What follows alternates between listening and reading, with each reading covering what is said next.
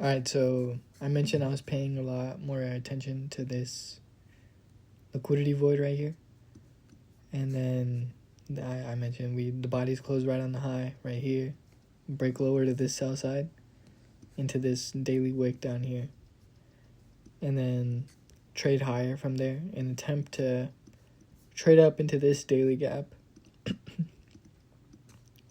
But we fail to, and the bodies respect the high of the daily volume imbalance or liquidity void. And then this candle, the candle opens up right around midpoint of the daily volume imbalance, and we quickly slam lower, and we leave this gap, which ideally we want to see left as a breakaway gap. 1 second.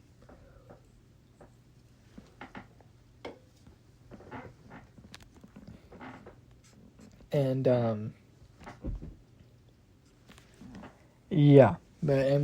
this gap as well, we can anticipate that this is a breakaway gap as well, because it attempted to trade inside of it and it failed, and the body's closed on the high of the daily volume imbalance before breaking down. So this is for sure a breakaway gap. Just by the logic, we can anticipate that this is probably going to be more of an institutional order flow entry drill, where it might want to get, tapped into once or twice, but you would want to see a quick rejection. And the day after it's created, we tap into it, go a little bit deep into it, and then trade lower. And within the first two candles, so we tap it, and then the first candle after we tap it, sweeps sell side and extends all the way past to the low of this wick. And then we fail to reach midpoint of this NWOG, which is what this quarters is. And trade higher aggressively. And we close and open right around the low of this daily fair value gap. And the reason I am putting importance on this daily fair value gap is because of how we used it, and mainly how we used it. So I don't know if you guys remember this range, but we were trading inside of this large impulse run for a little while back here and just gravitating around midpoint of it, and mainly just referencing the levels inside this fair value gap, which was in the upper half. And then we trade higher and then use it as an inversion fair value gap, and then quickly break higher from it. So I do have importance on this, and I also want to put a little bit, this is the suspension blocker run that kind of picked up speed right here before the bullish run. So before this quick low resistance bullish run higher, this was the PD array that was used, and this was the first displacement. So that's kind of the two most important things you can get out of that little logic. But then since this daily volume imbalance is just the upper half of the suspension block, and then we create this fair value gap right here, which is the lower half, I kind of don't need the whole thing, and it's a little bit better to have both of these levels on my chart instead. And so that same PD array that we were using to trade higher, bodies respect right around the low, and then we get really extended right here and tap the daily fair value gap one more time. And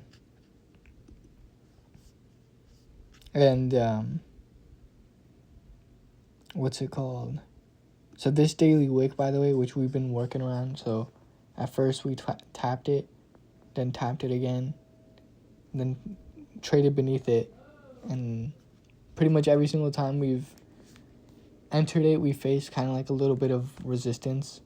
And then here, when we do that last tap to that daily fair value gap and the bodies are respecting right here, you can anticipate that to be a signature that, we're ready to run now.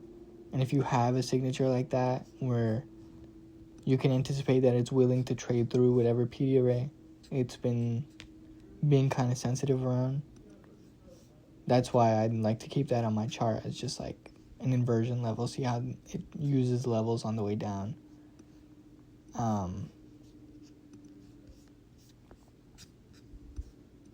That's just why I have that marked on my chart as well. And as it's having sensitivity around it, even though I can anticipate that it might want to run through it ultimately, this is still like allowing me for so many scalps, just a sense like you can see around here, like it uses the midpoint for sensitivity right here, trades into the daily fair value gap, back here one more time, and then trades lower, sweeps the sell side, reclaims the midpoint, trades higher all the way into the higher daily fair value gap, and then we trade lower. And then on a lower time frame,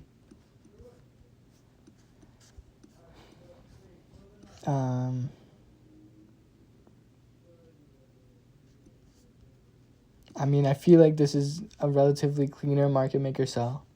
The only thing I can argue that's not clean about this is that when you drop down to like lower time frames like this, like the 15-minute, where the sell side is very obvious, there isn't really an obvious reversal point. You know, on the daily chart, it was obvious. Like that daily fair value gap, we might want to tap it one more time. And especially because if we look at the daily chart,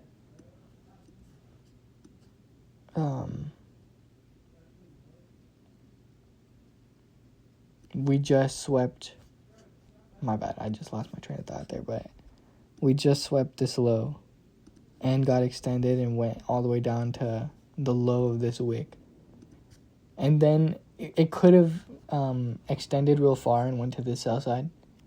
But then the fact that we started to really pick up speed higher from here tells you that it's gonna trade into some premium level and try to probably break down from there. So like that's why I had this wick marked out as well, because this had already tapped into the daily fair value gap and it also tapped into this daily order block. And the candle that tapped it flipped bearish. So I wanted to pay attention to that wick, and ideally I wanted to see it stay beneath that wick and ideally show some sensitivity around midpoint.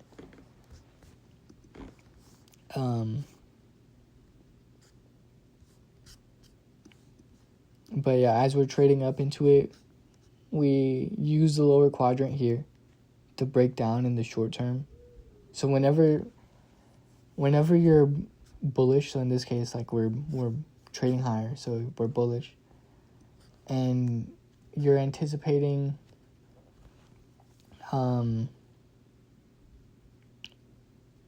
if you're anticipating a continuation and you want to see some sort of retracement, you want to look for a short-term weak signature.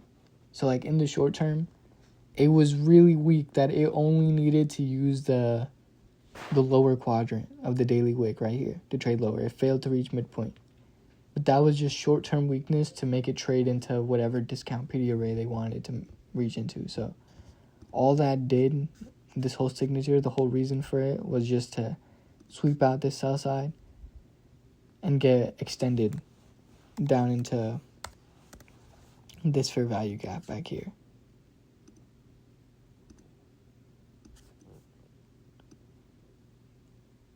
And then we tap into it, and then immediately we lose all speed and then shift higher.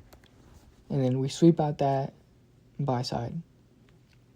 And then I still want to note, though, the bodies previously respected the lower quadrant. So if we get beneath the lower quadrant and really start breaking down, then I can assume that this was like a signature that was tipping its hand. So like, it's kind of similar logic with NWOGs. I've taught this, I don't know if I've done it on a video, but I know I've taught it to you guys, where if an NWOG gets respected previously, you can anticipate that, this goes for any reference point too, you can anticipate that if we, so like, I feel like a visual is kind of necessary here. So let's assume this gray box is like an analog. If we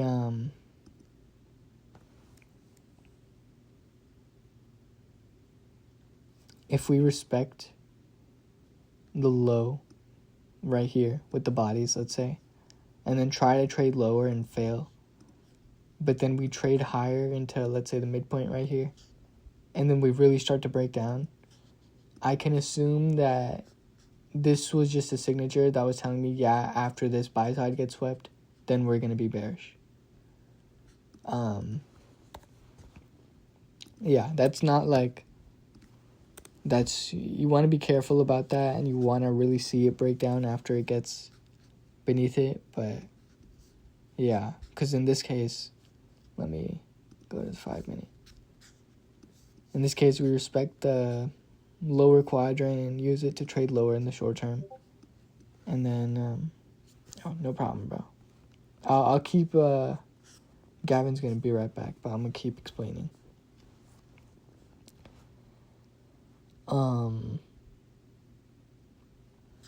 And then, by the way, that same daily fair value gap that I'm anticipating it to reclaim, which it does right here,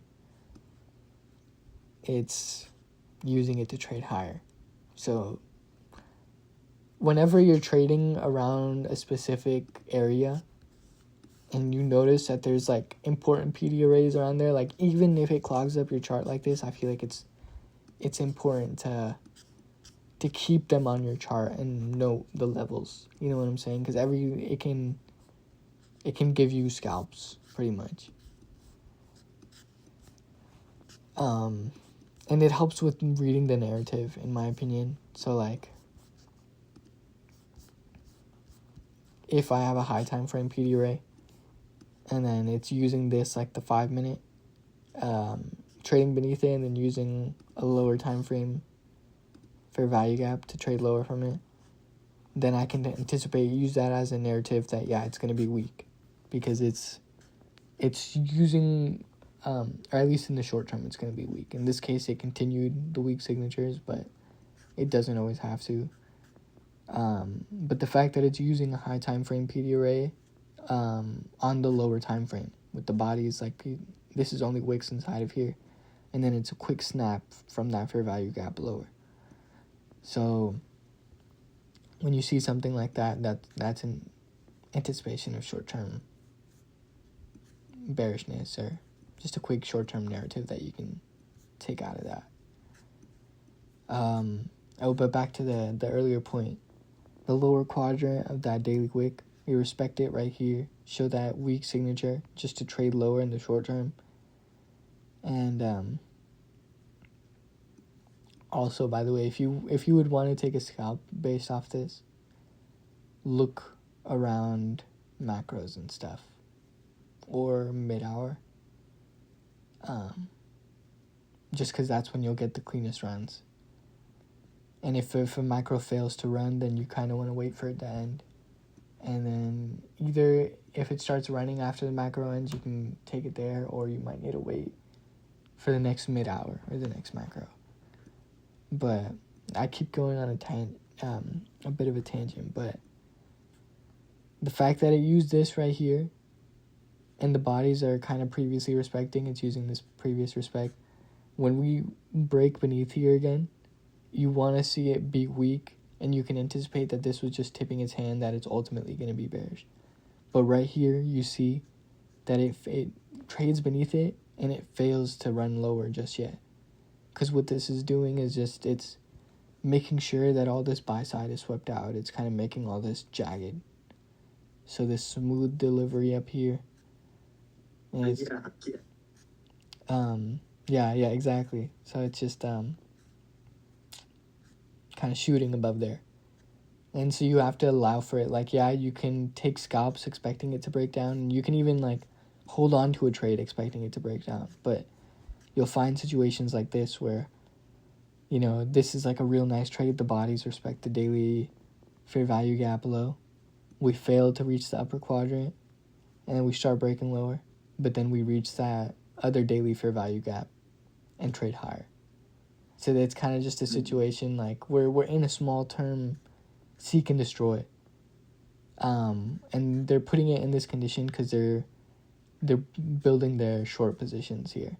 So they want the liquidity. So they're building and taking out as many stops as possible. But overall, you can kind of tell.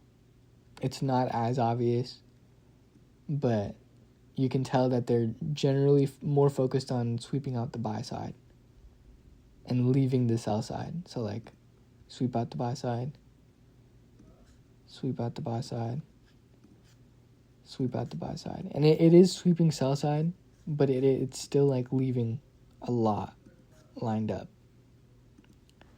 So that was another just like potential way to see that it might want to break lower. And then let me add the opening range and the opening range gap.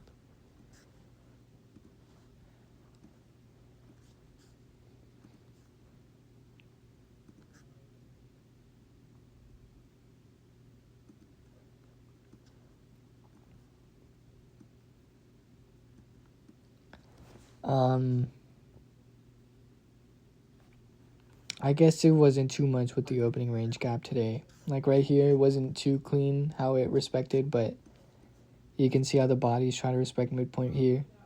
And then it aggressively shoots lower into the fair value gap again. And then, but the bodies respect the opening range gap high. And then we quickly get back above. And then the bodies are respecting again. This is just a wick. And then we slam higher. And then use this upper quadrant to trade higher. And in the upper quadrant, by the way, this is actually just a quick rule of thumb. Let me take the daily wick off my chart.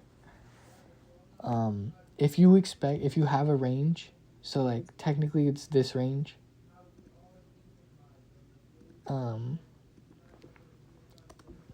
But I would use the opening range just because it has more importance to time. But technically it's this range that you expect would be traded through. So like if you see that it's just tapping this daily fair value gap one more time, and then you anticipate that it's going to be bullish up to this buy side, then you're anticipating that it's going to trade through this range.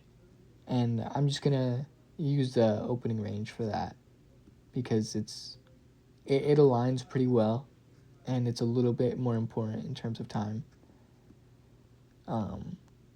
My bad if that's like kind of a leap of logic right there, but that's kind of the reasoning.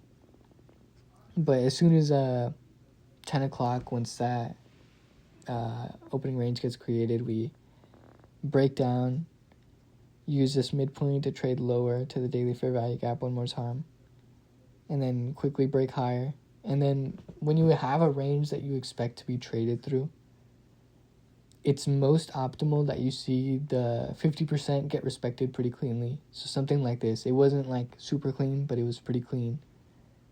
And then if you see that the 50% got respected pretty cleanly and it wasn't like, oh, it traded above the midpoint and then had to trade all the way like down beneath the lower quadrant again, then you can anticipate that once it gets above the upper quadrant, first of all, it's ideal that it doesn't return to the midpoint again, although it can maybe tap it one more time. What you want to look for in the upper quadrant, especially this area right here, between the upper quadrant and midpoint, you want to see it sweep liquidity and then quickly aim higher. And then in this case, it missed out on these lows, but it still swept this low, which was still in that range between the upper quadrant and the midpoint. Because what ICT mentions is that price becomes a little more inefficient in a premium. And that's pretty much what this means. It needs to sweep this liquidity before going higher, trading up to the buy side. So that's why this would be a potential setup right here, where you could take one last tap into this fair value gap, and then you could see it having sensitivity, and then take that as a setup. But ignoring that, when we trade above it again later on, we fail, to reach any standard deviation of it. So I'm sure if I mark it out, we won't even reach negative 0.25. And then we break down the same fair value gap from earlier, use it as an inversion. And then that midpoint of that opening range, use it as an inversion. And then we break down from the opening range gap high, which we previously saw the bodies respect. So we want to see it. Ideally, it's not even going to return back to it if it's going to be bearish. Because if we return back to it and then went above it, that would be kind of like a bullish signature. Because it previously respected the opening range gap high. So it's kind of like continuing the logic that I previously mentioned. But it could tap it one more time, maybe trade into this wick and then have some sensitivity to break down lower. But it's ideal that we don't see it trade back to the opening range gap high. And that would be the most weak signature in that moment. And then use this fair value gap or these two combination fair value gaps to trade lower, plus this inversion right here. And also we have the first presentation fair value gap back here. I think it's this.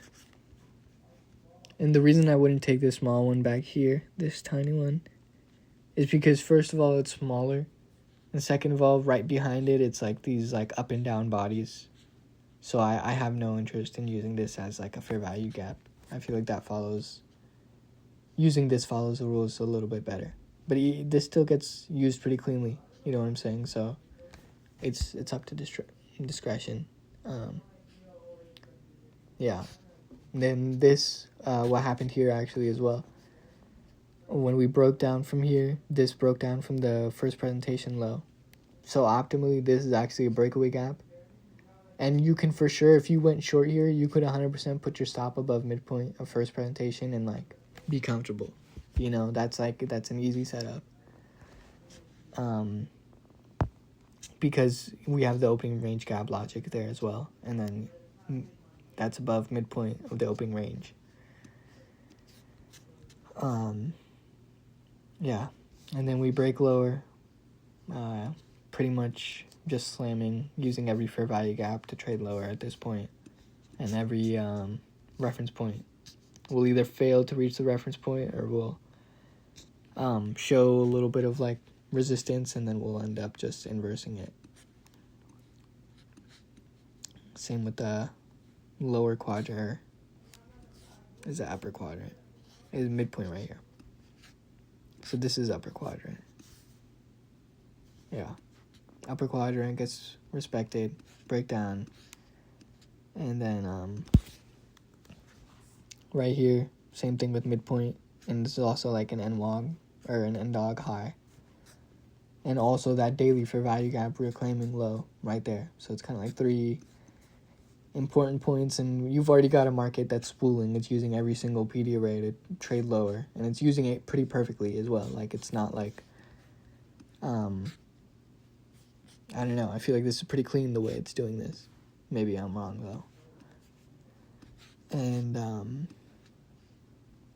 yeah, and then trading into that wick from before. So that wick I was talking about that we previously had sensitivity around.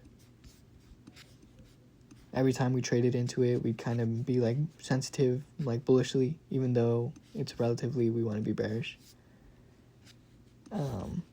When we finally see this low resistance signature forming, look what we do with that wick. The bodies inverse the high perfectly, and this is right around an old first presentation fair value gap as well. And then breakdown, and then trade beneath that first presentation, and only wicks inside of it after that. So only this, like when we try to trade back in it, it's only this wick. So that's a real nice signature. And then we quickly break lower, and then pretty much like perfect tap to this other old first presentation, and then we just ram through this upper quadrant of the daily wick. And then here, I guess you can say you can start to see that it's like the speed is starting to drop off. So like when it trades beneath midpoint of this daily wick, it needs to trade above it aggressively and make sure like whatever buy side it can take. it's grabbing that with this aggressive run lower. And then we quickly break down beneath it, and then the bodies reclaim midpoint. And then trade lower, and then this again, no perfect respect to this end dog. The only thing nice that ended up happening was this ended up being a breakaway gap from it, but later on this was just a short-term breakaway gap. And then until we trade into this NWOG, where it's a lot more iffy around here, so use a lower quadrant or upper quadrant to attempt to trade higher, but we're also working the lower quadrant of this wick. So we've already noticed that speed might peter off, so any scalp here will do.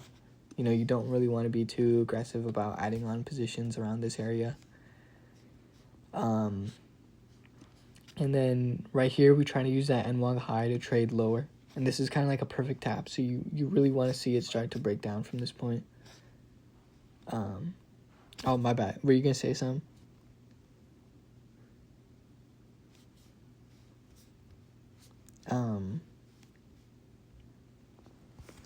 And then we just fail. We fail to reach the low, pretty much perfectly tap it almost, and then fail to break beneath it. Trade higher. This is kind of just funkiness.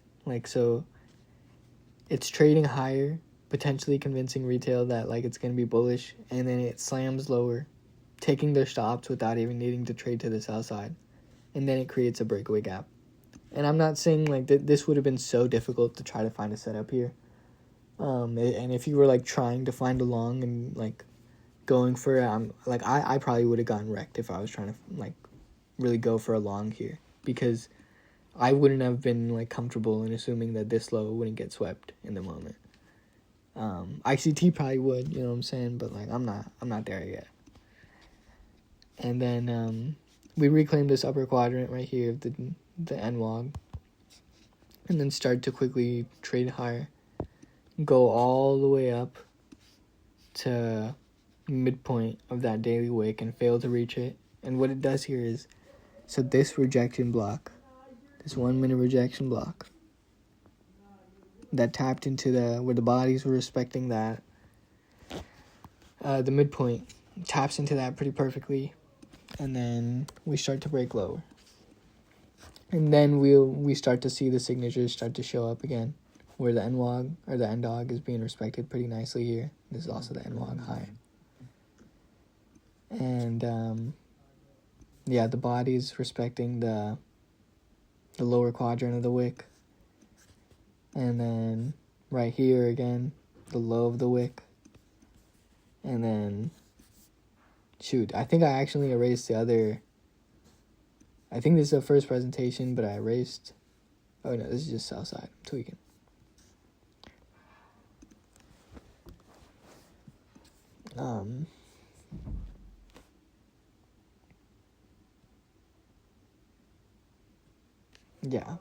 And then NWOG lower quadrant or midpoint right here, and then we trade into the NWOG lower quadrant and then kind of teeter off a little bit more.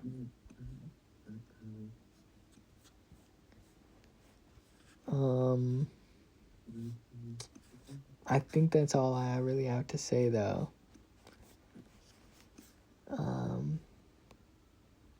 There was some more I didn't talk about the PM range or the PM first presentation, but just a quick note, that would be this for value gap.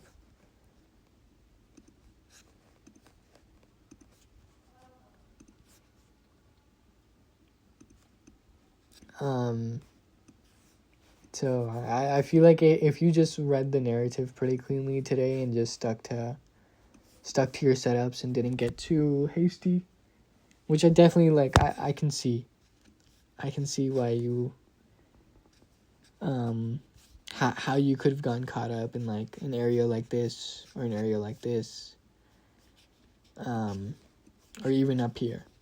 But I feel as long as you try to stay fluid and maintain a solid narrative, You know you're not letting price get away from you. You know what I'm saying? Like you have a good read, or you're not really trading.